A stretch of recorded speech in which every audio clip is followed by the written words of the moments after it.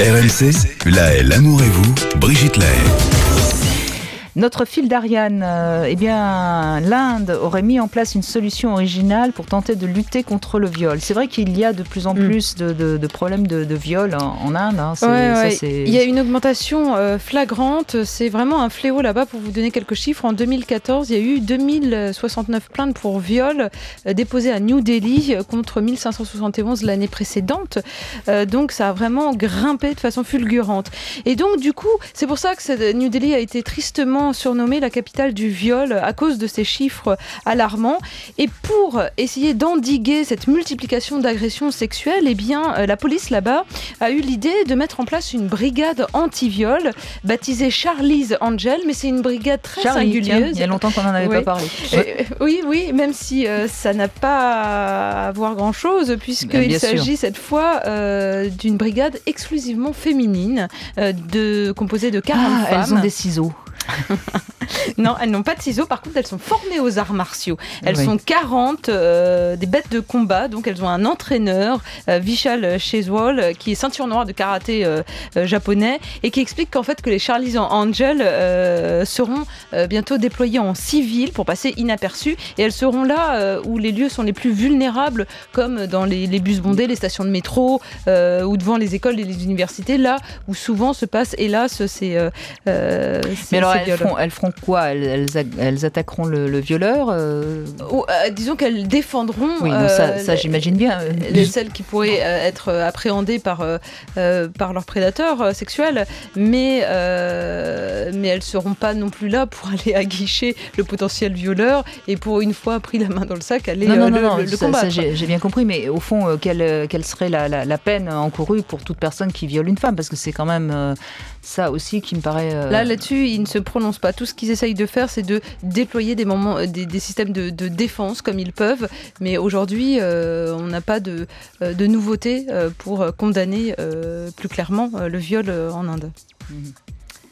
Donc, évidemment, c'est salué, c'est encouragé cette initiative unanimement, mais ce que certains déplorent, c'est le manque d'effectifs. Il n'y a que 40 femmes comme ça formées aux arts martiaux, c'est pas suffisant.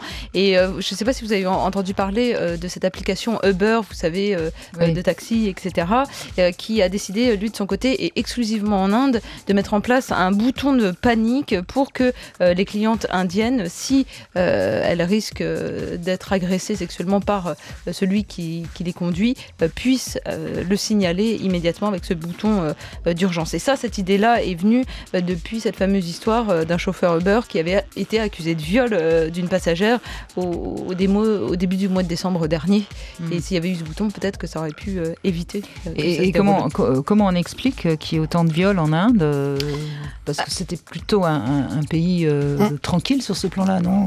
Je ne suis pas si sûr qu'il était si tranquille que ça, mais par contre, ce qui est sûr, c'est qu'il y a une prise de conscience maintenant de ce fléau épouvantable et que maintenant, on laisse moins passer les choses, on en parle et puis on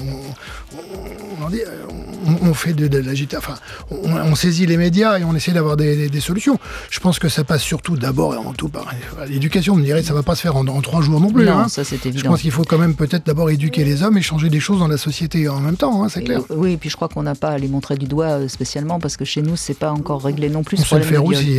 Bon. Et on a encore des viols parfois encore récemment, il y a eu un viol et personne n'a bougé.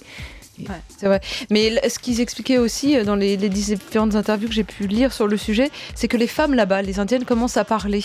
Et ça, évidemment, ça agace, ça énerve certains et ça les rend d'autant plus agressifs sexuellement. Et donc, certains expliquent cette montée des viols aussi pour ça, pour les obliger à se taire. Oui, il faut les faire payer. Il faut qu'elles payent quelque chose. Voilà. Oui. Bon, mais c'est un peu une sorte d'équilibre. Ce que je veux dire, je pense que c'est pas effectivement 40 femmes qui vont comme ça, même si ça part plutôt d'une bonne idée.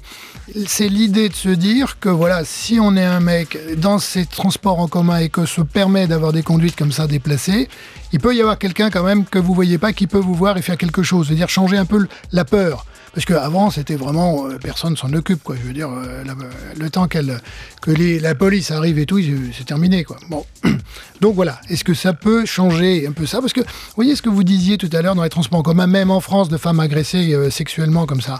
Parce que c'est toujours un équilibre de la peur. Les gens vous disent, mais attendez voir, je veux bien, mais si j'y vais, ils vont me sortir un couteau, ils vont me planter le couteau dans la carotide, enfin bon.